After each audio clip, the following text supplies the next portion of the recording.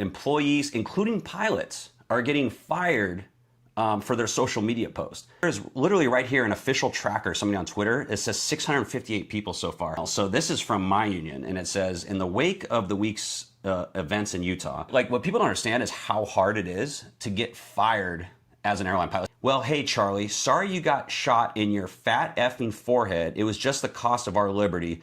And then in quotes, thoughts and prayers. It is wild to see this cancel culture completely flip the other way, because this was years, right, of people getting fired for old tweets, small things they said.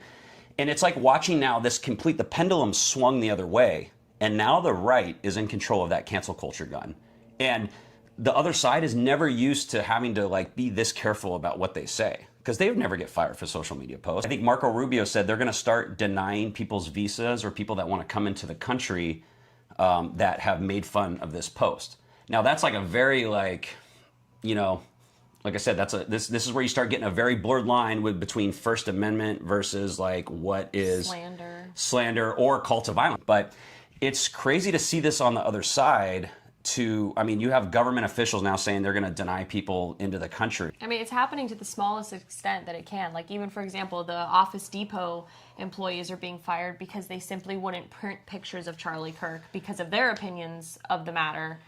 Yeah. And those employees have been removed from their establishment. The shoe is on the other foot now. And you have, a lot of times, companies, they're going to be worried, and airlines, they're going to be worried about the above, because government regulation can start slinging power around. And so when you have that power, you're going to want to gravitate towards not offending those people. I've disagreed with probably the majority of what Charlie Kirk said. I did a video on DEI because I'm in the industry. I'm not saying there's not a debate to be had.